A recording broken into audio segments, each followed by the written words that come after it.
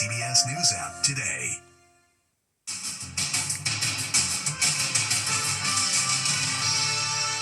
Were they amateurs? What this former top jewel thief is saying about the crown jewels theft, the whole world is talking about. They dropped a $10 million jewel. You don't drop something like that. And could it happen here in America? Then, the latest on the suspected sniper's nest with a direct line of sight to Air Force One. Could be a hunter up there, a potential sniper. See if you can spot him. Plus, beaten at the Rose Bowl. All over a spilled drink. I got hit directly in the face, like square in the nose. Then, lost dog found. A family's enormous relief after a little princess came home. Plus, don't look down. They're stuck on the ride, way up high. Oh my God, good grief, trying not to panic. And it's raining monkeys. These are all monkeys jumping in. Now, Inside Edition with Eva Pilgrim. Hello, and thanks for joining us. They're amateurs. That's the word from a man once known as the world's master jewel thief about the heist at the world's most visited museum. In broad daylight, in just under 7 minutes, thieves took priceless jewels from the Louvre. But as Stephen Fabian reports, they also made a number of blunders. Chaos inside the world-famous Louvre Museum as panic-stricken tourists race for the exits. It happened as robbers disguised as construction workers pulled off what's being called the heist of the century. They stole France's priceless crown jewels from inside this display case. But this one-time master jewel thief says these thugs are amateurs. They made a lot of mistakes that says that they're not doing this a lot to me. They left a construction vest. They dropped probably a $10 million jewel. You don't drop something like that. The former FBI agent who created the Bureau's National Art Squad adds that he wouldn't be surprised if the gang is captured quickly. They had left a lot of forensic evidence behind. There's a lot of material there that the police will be looking at. It happened just as the museum was opening. The gang climbed to this window on a mobile crane in broad daylight. They crashed into the gallery and smashed the glass displays. Then they escaped with the jewels, all in just 7 minutes. The loot includes the gem-encrusted crown of France's last empress, wife of Napoleon III, which they dropped and left behind. CBS News senior foreign correspondent Elizabeth Palmer is in Paris. It's the most visited museum in the world, and people are saying, how could it possibly be so vulnerable to such an old-fashioned kind of smash-and-grab robbery, particularly one that happened in broad daylight? The necklace belonged to Marie Antoinette, and it's worth millions. We're going to steal it. The robbery has echoes of the Netflix series Lupin, which features a robbery in the Louvre and similar scenes of panic. A robbery like the one at the Louvre can inspire copycat criminals. So museums and art galleries across the country, like New York's world-famous Met, are said to be reevaluating their security today. The stolen jewels are too famous to sell, so the fear is that the thieves will break them up, but they might also try to ransom them. The Louvre wants their stuff, period. They could care less. They're willing to pay. I would bet they'd pay $20 million right now. One theory investigators are looking into is if the heist was commissioned by a private collector. If that's the case, there is hope the stolen jewelry may be recovered intact. The Secret Service and the FBI are investigating a mysterious hunting stand with a direct sightline to where Air Force One lands in Palm Beach. Was it an innocent perch for a hunter or something more nefarious? Les Trent has more on what was found in the woods. Did the Secret Service just foil another Trump assassination plot? They discovered a hunting stand in a tree near West Palm Beach Airport with a direct line of sight to where Air Force One sits when the president visits. Was it a sniper's nest? The FBI is taking no chances. This hunting stand was appropriately dismantled, being flown to our lab, and all of the forensic tools we have, from digital tools to biometric tools, they are all going to be applied to try to find out who put this up there and why. Now it's standing about 10 yards from a tree stand. Could be a hunter up there, a potential sniper. See if you can spot him. Wilderness survival expert Shane Hobel showed me how easily a hunting stand can be built and set up in a tree. It looked like a piece of wood, and not much more elaborate than that. Some tree stands are simply just a seat. How long might someone sit in a tree stand? Oh, expect to be there all day. Yeah. You know, you're getting up before the sun, and if you know that that's an active trail, you're just going to have to sit and wait. The stand was found in a tree along busy Southern Boulevard. No wild animals to hunt there. It borders the airport. That's where Air Force One is parked. Why would you have a tree stand overlooking an airport in a place like Palm Beach? Seems a little weird. A little disconcerting for sure. According to reports based on the condition of the hunting stand, it may have been there for quite some time. And that's VP J.D. Vance with wife Usha over the weekend celebrating the 250th anniversary of the Marines. But during the event, there was some drama as Vance's motorcade was hit by shrapnel. So where did it come from? There's major fallout today after Vice President Vance's motorcade was hit by shrapnel during a live fire demonstration at Fort Pendleton in Southern California. Jim Murray is there. The Vice President and Second Lady Usha were here at Camp Pendleton to celebrate the Marines' 250th birthday. They watched an impressive display of American military might, including beach landings, troop deployments, and missiles fired into the dunes. But one mortar detonated overhead prematurely, sending chunks of shrapnel raining down on two vehicles in the Veep's motorcade. California's Governor Gavin Newsom is furious. This could have killed someone, he says on social media. Donald Trump and J.D. Vance put lives at risk to put on a show. A spokesperson for the Marines says they are committed to determining the incident's root cause and applying those findings to future missions. The Rose Bowl Stadium in Pasadena is iconic, the scene of countless football games and events, but it's also the scene of violence in the stands. Jim Murray spoke with a woman who ended up viciously attacked all over a spilled drink. We want to warn you, this video is upsetting. A night of fun for this couple at the world-famous Rose Bowl Stadium turned into a nightmare when the concertgoers suffered a brutal beating.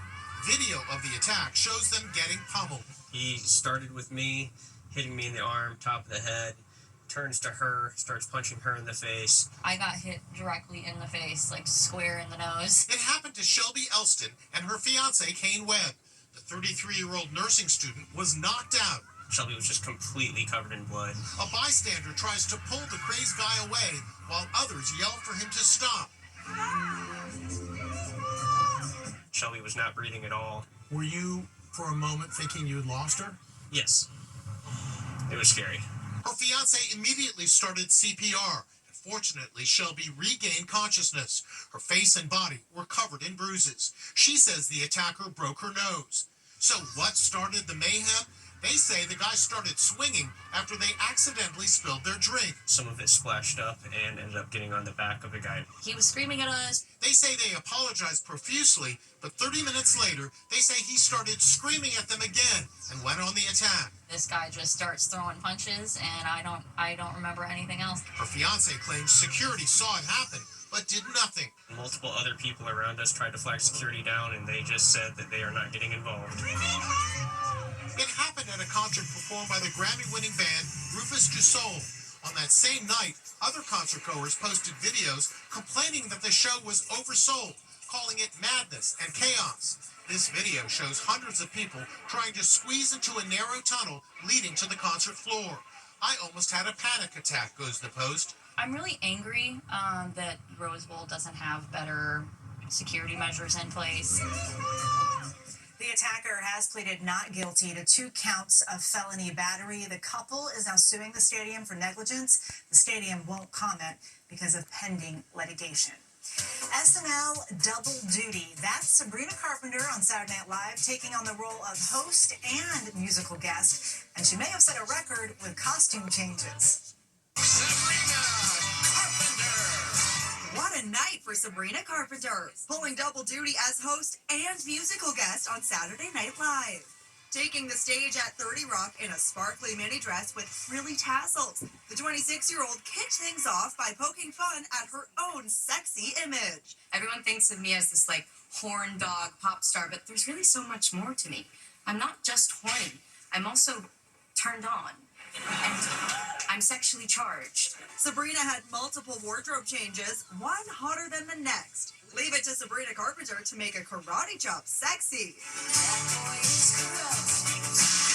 And check out Sydney Sweeney on the red carpet at the Academy Museum Gala in Los Angeles, wearing a bold backless dress from Armani. And there's Wednesday star Jenna Ortega in this stunning two-piece number, adorned with a chrome breastplate. Selena Gomez looked incredible in her first red carpet appearance since getting married last month. And kudos to Hailey Bieber, who wore this corset-style gown as she posed for the cameras.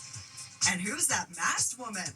It's Kim Kardashian, pushing the limits of fashion as she walked the red carpet in a nude-colored face veil. I can't see anything. She sure couldn't, and needed help as she was led into the event. Now, this is a story that will make every dog lover's heart stop. A family's beloved pup wanders away from home, disappearing in the woods. 30 long hours later came tears of joy. Anne Mercogliano tells us what happened. A family is desperately searching for their little princess. Princess is their missing Shih Tzu, and she's lost in the woods in Jackson Township, New Jersey. The little dog ran out of the house when the front door was opened, then raced across the front yard here, and then crossed this busy street behind the house. It's believed Princess was chasing a squirrel. Isabella Siqueira said it happened in a split second. Why is it so emotional? Because Princess been with us for years, and she's my daughter's first puppy. The family searched for hours, hoping to find Princess before a big storm rolled through over the weekend. The next day, they had an idea, using their other family pet, a Rottweiler named Simba, as a search dog. They had him sniff Princess's collar and toys, hoping the scent would lead them to the missing dog.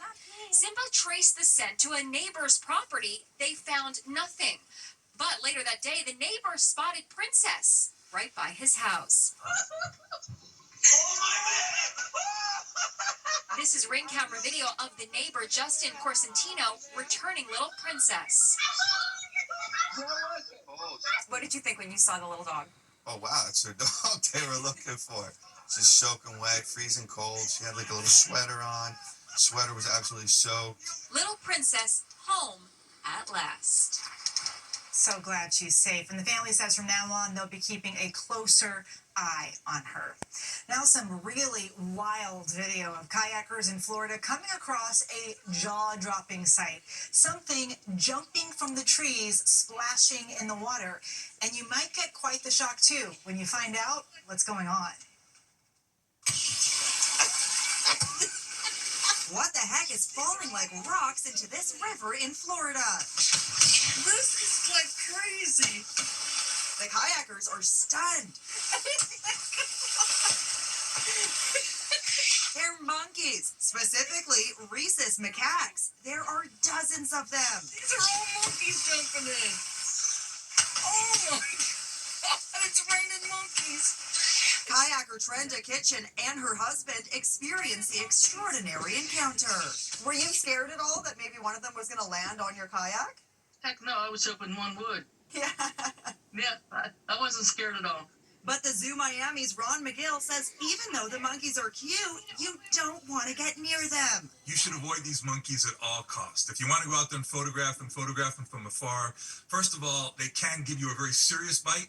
And what was making them fall from the trees? The fact that they're jumping in the water, there was probably some threat to them. The water seemed to be the best option for them. It might have been anything from an eagle, to a bobcat, whatever it could have been. Something frightened them, and that's their means of escape. And it's raining monkeys. Just crazy.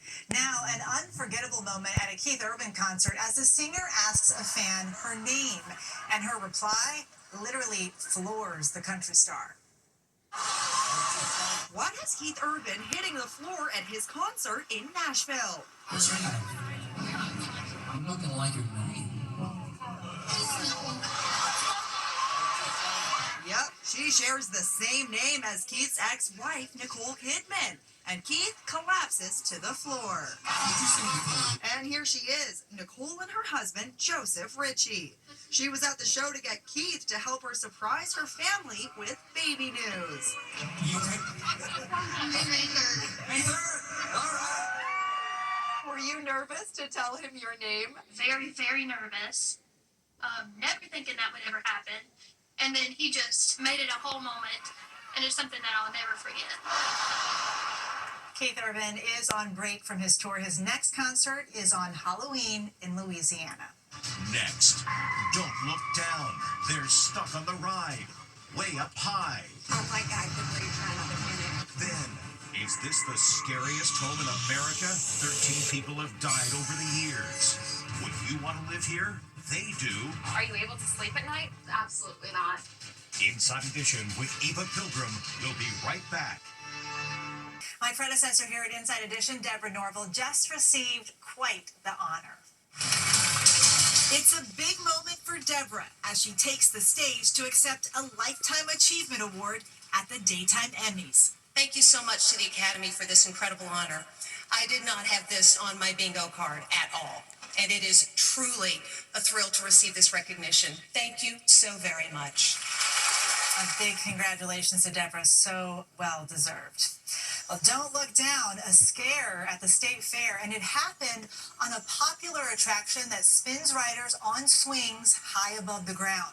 But this ride malfunctioned, leaving people dangling 100 feet in the air.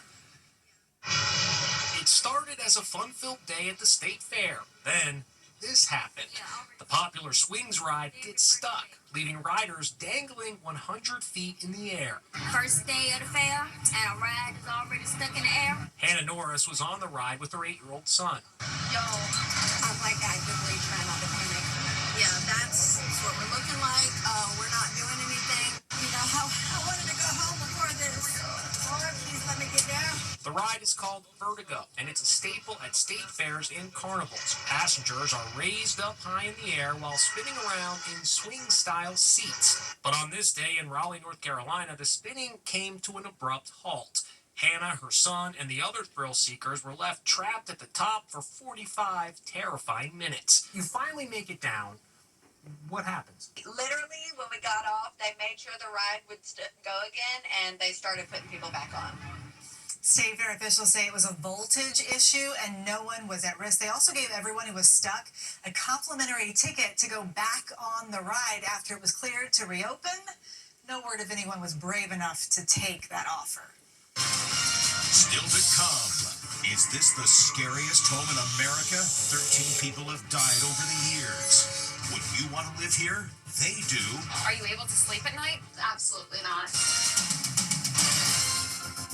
Brave enough to go inside. Is this the scariest house in America?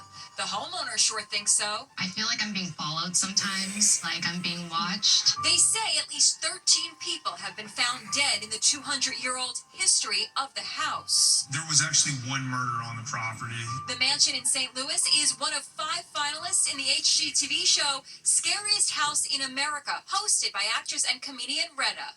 When we leave, we turn the lights off and we come back and the lights will be on in the attic and in the basement. Yeah, we're not going up there. Is it really haunted? I think so. I hear things. Sometimes I see things. Other people who have visited the home in the past, like prior to us owning it, they've seen apparitions at the windows. Aleha Jane and Kyle Wheeler say baffling happenings are commonplace. When I'm doing work at the house alone, I'll hear folks walking on the second floor. At first, I used to freak out, and I used to run up there to see if someone broke into the house. But now, I'm just kind of used to it now. That's one scary house. The Scariest House in America winner will be announced when HGTV airs the season finale on Friday. Coming up, smile or a frown for the school photo.